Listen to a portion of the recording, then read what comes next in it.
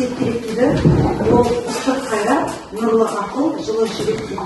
Ендеше балалар, бүгінгі сабағымызды сендер сабақты жүректеріңіз сезініп, күш қайраттарыңды ақылмен мысалдарына ертесіңдер. Жақсы, осы балалар оқуымызды ашып, сабағымызды бастайық. Балалар, біз қазақ тілінен қазақ қай тақырыпқа келдік? Отыратымыз қай тақырыпты? Сөз тіркесі, және сен білім саласы, оның ішінде жай сөйлем және бала сөйлем. Жақсы, жарайсыңдар. Ендеше балалар үй тапсырмасына не берілді? Айта қойшы, Кәусар.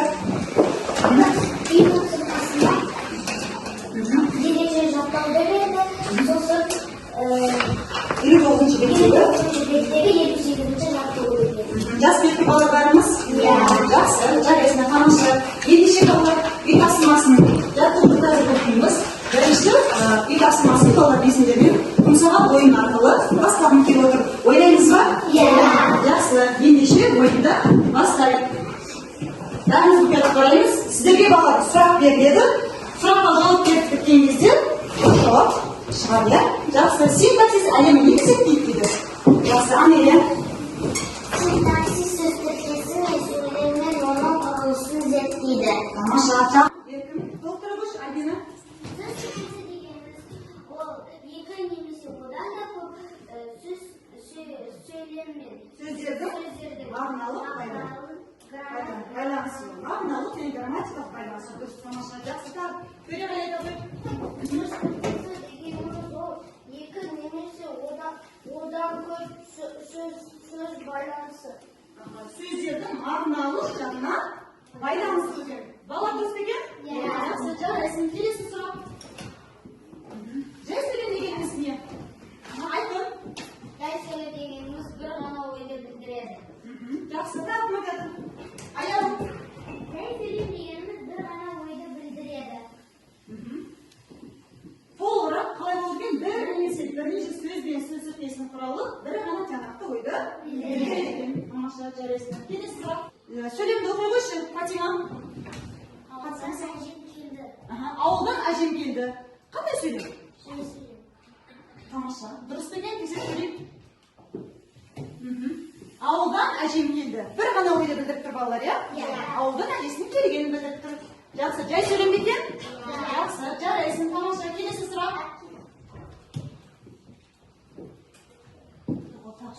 Жайқалы. Өсті десек не болады?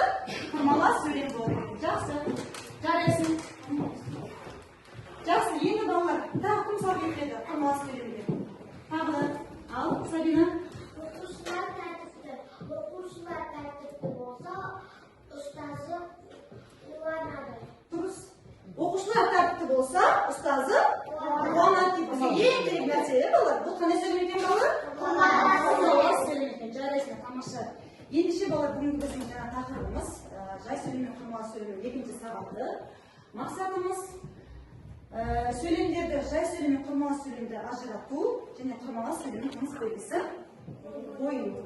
Ал тақтадан сөйлемді оқиықшы, кім оқиды? Аяқтан оқи қойшы. Құстар ай салды. Қандай сөйлем? Сөйлемдерін ажыратшы. Жай сөйлем. Неге жай сөйлем? Неліктен? Олар бір ғана ойды білдіріп тұр. Тамаша, жақсы, жарайсың. Келесі сөйлемді кім оқиды? Кім оқиды тағы? Камила оқи қойшы. Камила. Асан үй тапсырмасын орындап доп ойнауға шықты. Сөйлемдерді ажыратшы, қандай сөйлем? Құрмалас сөйлем. Неліктен? Өйткені ол екі ойды білдіріп тұр. Бір-біріне байланысқан екі ойды білдіріп, үтір арқылы ажыратып қойып, яғни Асан үй тапсырмасын орындады, ары қарай доп ойнауға шықты. Тамаша, жарайсыңдар балалар. Демек балалар, жай сөйлем дегеніміз бір ғана ойды білдіреді. Ал құрмалас сөйлем дегеніміз екі жай сөйлемнің құралы, сөйлемдердің бір-бірінен мағыналық жағынан байланысып, және үтір арқылы ажыратады екен. Жарайсың, жақсы. Ендеше балалар, осы білімдерімді қазір сабақ барысында байқайтын боламыз. Енді балалар, сіздерге бағалау парағы берді. Оқу мақсатымызға жету үшін әр тапсырмаға дескрипторлар берілген. Сол дескрипторға сәйкес өздеріңді ұпай санымен бағалап отырасыңдар. Түсінікті ғой, иә? Жасалар.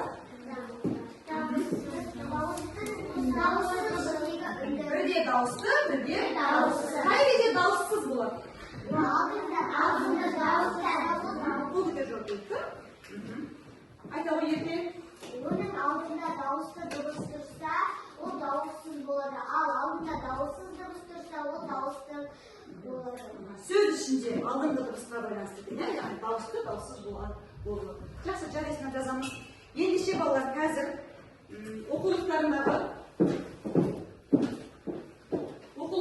28 сағат жай сөйлем оқырман сөйлемдерін тақырып ашамыз.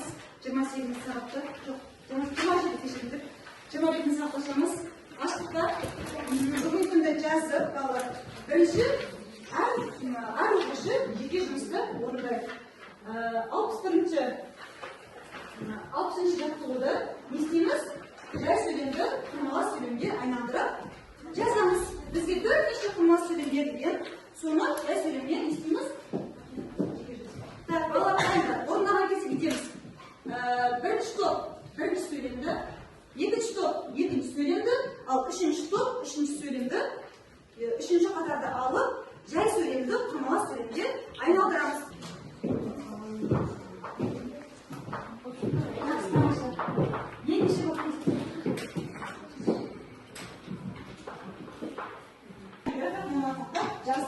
Ендеше балалар келесі тапсырма топтық жұмыс. Бірінші топ сиқырлы қорап айтса арқылы не істейді? Балалар сиқырлы қораптың ішінде сөйлемдер берілген. Сендер сол сөйлемдерден не істейсіңдер? Сөздерде сөйлем жазасыңдар. Үшеуіне үш сөйлем. Ал екінші топқа гексагон әдісі арқылы сурет беріледі. Бірінші суретті құрастырамыз. Одан кейін сурет бойынша мәтін құрастырамыз. Мәтіннің ішінде жай сөйлем және құрмалас сөйлем болу керек. Үшінші топ.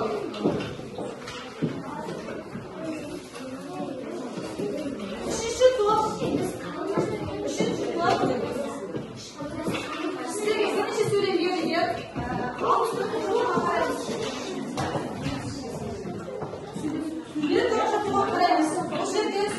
Сөздер берген. Тыныс белгісі жоқ. Тиісті тыныс белгісін қоясыңдар. Сөздерден неге жақсы болды?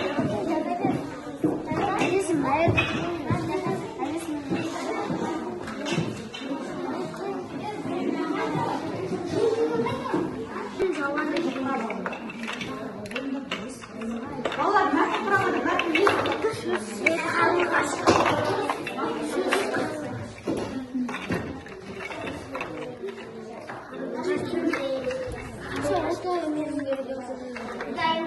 Дайынсыңдар ма?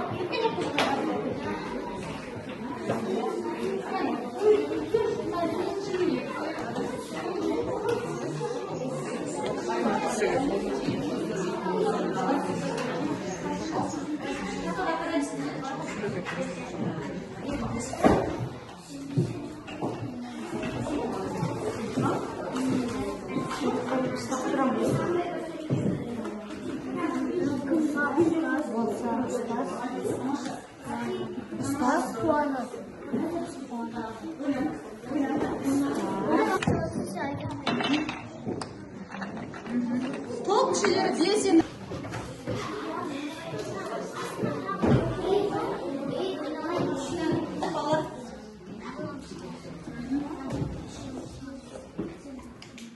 Болдық па? Жақсы, жарайсыңдар. Ортаға шыға қойыңдар. Жұмыстарыңды алып шығыңдар.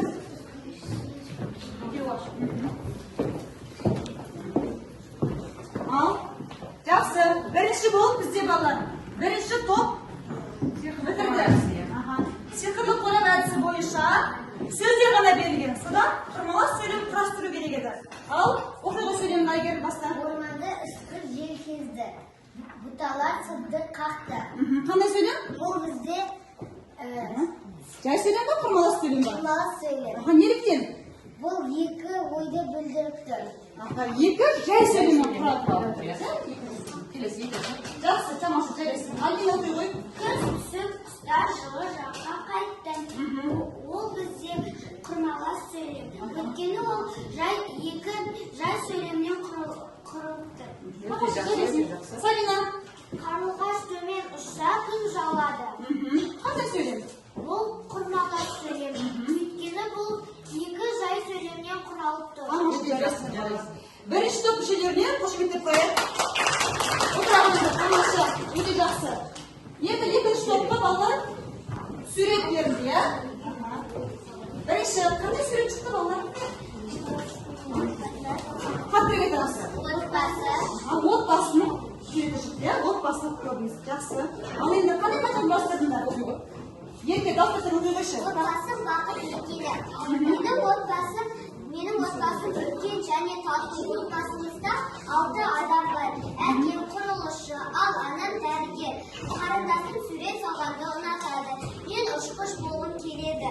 Анам қамыр илеп, дәмді бауырсақ пісірді. Біз кешкі ас іштік. Тамаша. Енді осының ішінде жай сөйлемдер, құрмалас сөйлемдер бар екен. Қайсысы құрмалас сөйлемдер? Басталып көрсеші. Құрмалас сөйлем бар ма?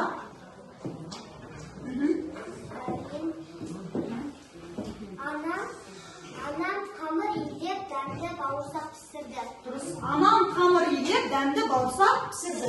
Яғни бұл жерде екі жай сөйлем тұр. Бірінші анасы қамыр иледі, одан кейін дәмді бауырсақ пісірді дейді. Жақсы. Тамаша қойыңыз. Тамаша. Балалар бар қарашы, отбасы. Отбасының сурет шықты балалар, иә? Отбасының балалар. Біздің қазір қазан айы, отаншылдық, отанды сүю, біздің бұлақтан дәйек сөзі білеміз. Қандай еді? Отан отбасынан басталады. Отан отбасынан басталады балалар. Яғни отанды сүйген адам не істейді?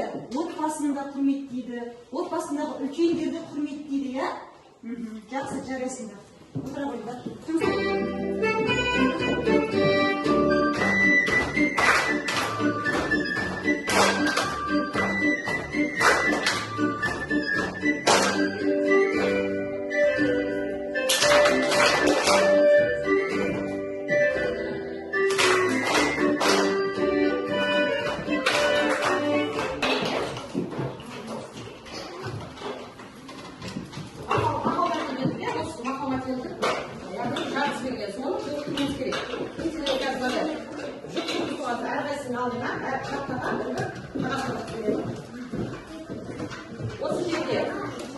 Осы жерде бүкіл мақалдар бар, ары қарата жалғастыруымыз керек.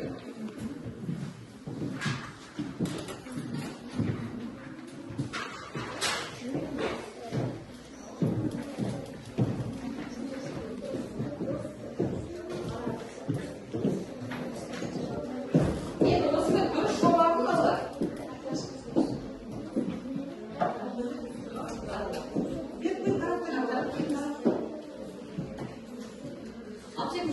Осы көпте жау алмайды деген, арқарда жалғасын жауымыз керек. Екіншісі, бірлігі жоқ ел тозады деген, үшіншісі, ел боламыз деген мақал мәтіндер. Яғни, әрқайсысы осы үшеуісіне тапқан мақал мәтіндеріміз әрқайсысы бір бал қойылады. Егер үшеуіне дұрыс тапса бір жалғау, жалғасын 3 бал беріледі. Екеуі қос болса 2 бал. Түсінікті ғой, иә балдар?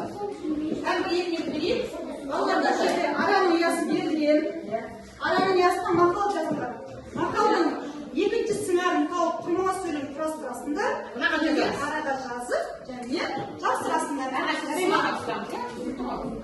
Мақалдың жазып алып, мақалдың жалғасын тауып алып, одан кейін қай неге тиісті, мақалға тиісті, я шыққа соған қарамыз.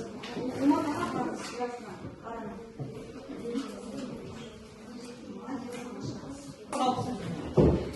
Жақсы. Тамаша. Ал, жақсы. Тексереміз ба? Иә. Қолыңыз қойып, тақтаға қойып, тақтадан тексереміз. Кәні, кім оқиды? Аял, қай мақал оқисың? Келе ғой.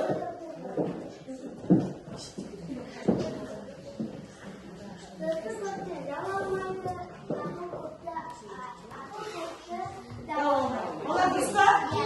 Тамаша, жақсы. Ел боламын десең, бесігіңді сүйетін. Тамаша, дұрыс. Ұспа қарасыз. Келесі қойыңыз.